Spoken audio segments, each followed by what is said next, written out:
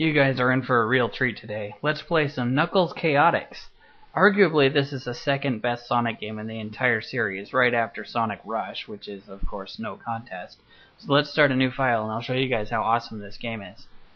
First thing you'll notice is that Knuckles is now pink, which is much more attractive than his traditional red. You can see that the animation is a lot better in this game. I've got some movement to my dreadlocks as I glide through the air. And I'm clinging on to one of my little rings, because that's bling right there, baby. I think that kind of proves that Knuckles is a badass, you know, sporting the bling like that. So I'm going to free Espio here.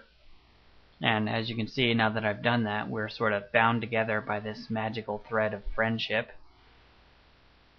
Metal Sonic comes in, picks up Dr. Robotnik, taunts you a little bit. Espio's holding you back. That's foreshadowing, by the way, Espio holding you back like that.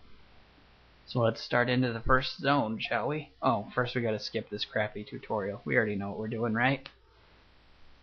I'll never really understand why people don't like this game. I mean, it's just like a regular Sonic game. You've got your item boxes and your rings, but you also get to have a partner attached to your little friendship thread. Let you do neat stuff like hitting these double switches right here. We just have Espio stand on his, and I'll run over to mine. See how he's holding me back just to make sure I don't run too fast. You can also use it to defy the laws of physics, which will rubber band you forward like that. Oh, gonna go stand on another switch. Make sure I don't run off. Thanks, buddy. I get over here, warp into the next section. Can dig it. One thing I'm going to say about this game is that the level design is ingenious. I mean, check this out. We got more button switch puzzles. We'll set Espio down over there. Go press the buttons. We'll shoot forward, and check this out. Instead of a full loop-de-loop, we have like a bunch of half little loops go back and forth. Then right here, you can go either direction, but we're going to go to the right. The maps are huge. You can go anywhere you want, and there's absolutely nothing to find and nothing to accomplish. You just keep going, and you can just keep playing. I mean, that is infinite replay value. You can have Espio hang up there. He'll pull you up to the stuff you couldn't normally get up to with a spring. I mean, who knows why the spring doesn't work, but, you know, thank God we have Espio. We'll have myself pull up. Oh, there we go. Run up some more half pipes. You get to the end of a stage, then you get this little warp zone animation where you spin around in a circle with your partner and you end up in the next section of the level. I think that's a great transition, you know, compared to the stupid little flag posts at the end of the older Sonic games. Really advanced. As you can see, this game is definitely for the hardcore gamers and the Sonic Elite. They add a different level of challenge to the game by making things more complicated than they should be. The spin dash up here, and instead of bouncing straight up off the spring, you see how I kind of keep flipping back and forth. They make you use your brain, try to figure out how to climb up there and use Espio instead of just, you know, bouncing off the spring. I think that's pretty brilliant. And it works like this on every platform, you know, so you're always on your toes. It's definitely a tough game. Keeps the brain occupied, though. I think that's one of its strengths, really. You know, when you're climbing up the wall here, Espio's not useful. He still keeps bouncing around.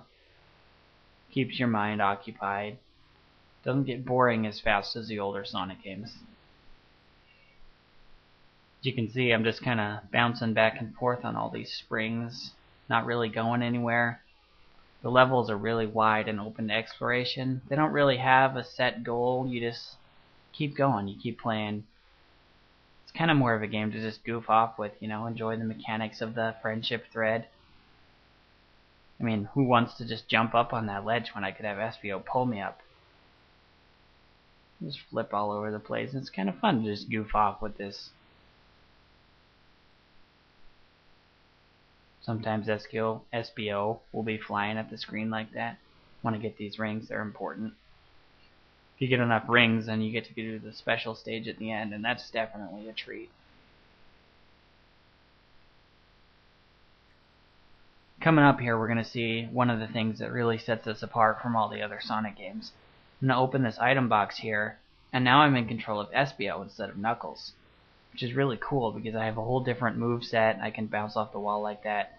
And instead of climbing up the wall using my Knuckles, I'll just run up the wall using my chameleon abilities, and I'll pull Knuckles along with me.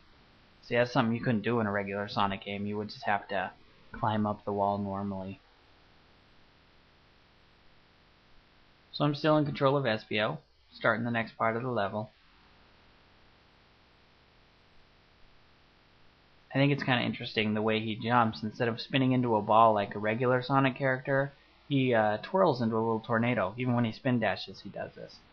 I think that's really original way to break from tradition. Shows Sega's willing to try new things.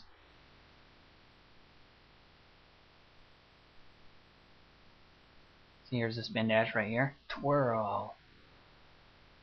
Just pull him up. You can jump from platform to platform. And we're going to start the new special stage. Notice how Knuckles gets left behind, and he's pretty pissed about that. This is probably one of the best special stages Sonic Team has ever developed. They took a lot of the things from previous special stages and combined them into one, which I think was a really great idea. I have to collect the blue spheres, which is similar to Sonic 3 and Sonic and Knuckles, but I'm still traveling through this little half-pipe type thing like Sonic 2. I have to run on different sides of the wall to collect the rings or the blue spheres and avoid all of the spiked obstacles in the way. Shows off the power of the 32X because I'm traveling through a full 3D space instead of a trick 3D like Sonic 2. Actually kind of reminds me of Sonic CD in that respect. One of the cool things about this special stage is that you can restart from checkpoints if you die. As long as you have enough rings to keep going, then you can continue the special stage, which is different from a lot of the older Sonic games. I think something that wasn't very fun about those is that you actually had to try. So this is very forgiving. Watch out for these little holes here. They can trick you every time. You gotta get those blue spheres. It's okay if you missed it. You can come back and get another one. The draw distance is very impressive right here. You can see very far ahead of you, so you know how to plan your attack.